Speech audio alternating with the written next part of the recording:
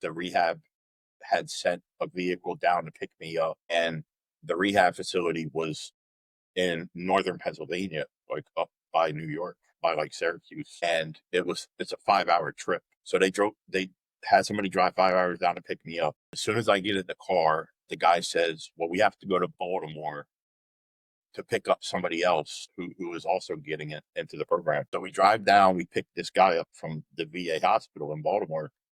His name was Tim.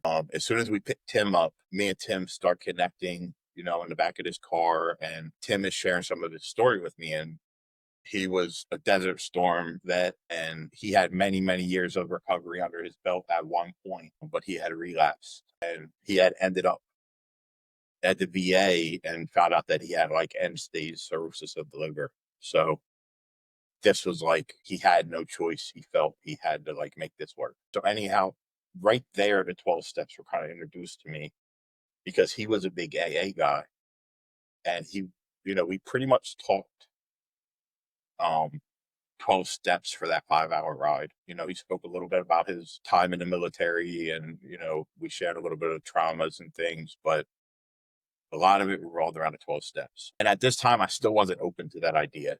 You know, I've always struggled with the God thing because for me, it was always the thought of like, there can't be a God because there's so much bad in the world.